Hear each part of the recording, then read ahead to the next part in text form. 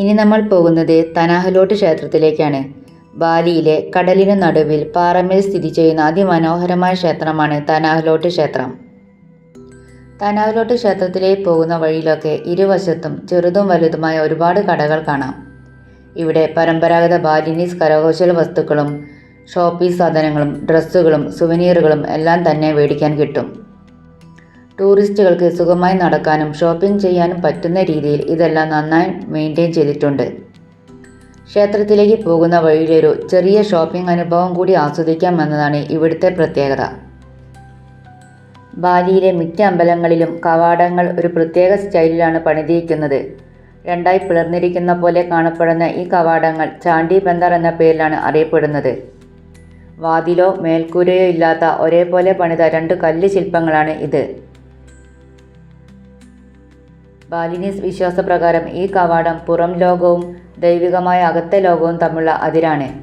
അമ്പലത്തിനകത്ത് കയറുമ്പോൾ നമ്മളും മനസ്സും ശരീരവും ശുദ്ധിയോടെ കടക്കണം എന്നൊരു സന്ദേശം കൂടി ഇതിലൂടെ നൽകുന്നുണ്ട്. കല്ലിലും ചുവന്ന ഇഷ്ടികയിലും തീർത്ത ഈ ശില്പകലാരീതി ബാലിയിലെ സംസ്കാരവും വിശ്വാസങ്ങളും എത്ര ആഴത്തിൽ ജീവിതത്തോട് ചേർന്നിരിക്കുന്നു എന്നതിൻ്റെ ഒരു ഉദാഹരണം കൂടിയാണ്.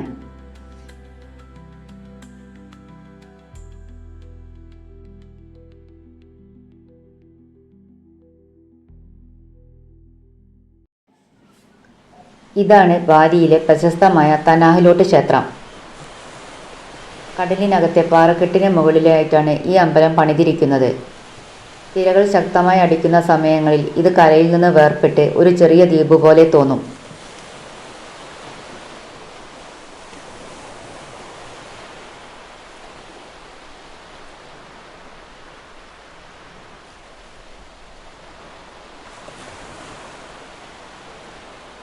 ബാലിനീസുകാർ ഈ അമ്പലം സമർപ്പിച്ചിരിക്കുന്നത് കടൽ ദൈവമായ വരുണദേവനോടാണ്.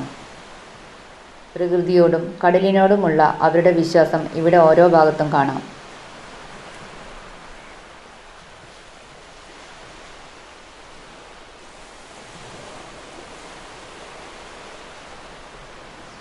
അമ്പലത്തിൻ്റെ ചുറ്റുമുള്ള പ്രദേശവും നല്ല ഭംഗിയുള്ളതാണ്. വൃത്തിയുള്ള നടപ്പാതകളും കടലിനെ നേരിട്ട് കാണുന്ന വ്യൂ പോയിന്റുകളും ഇവിടെ ധാരാളമുണ്ട്.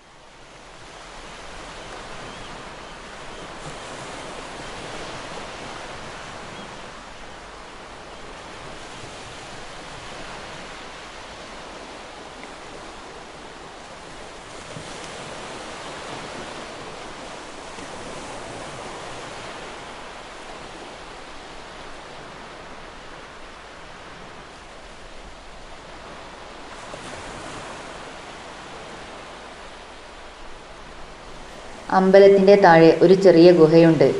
അവിടെ വിശുദ്ധമെന്ന് വിശ്വസിക്കുന്ന ഒരു ഉറവ വെള്ളവും ഉണ്ടെന്ന് പറയപ്പെടുന്നു.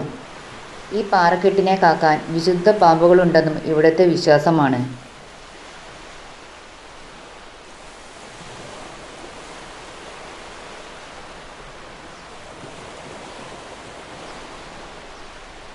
അങ്ങനെ ബാലിയിലെ ഞങ്ങളുടെ മൂന്നാമത്തെ ദിവസത്തെ കാഴ്ചകളും ഇവിടെ അവസാനിക്കുകയാണ്.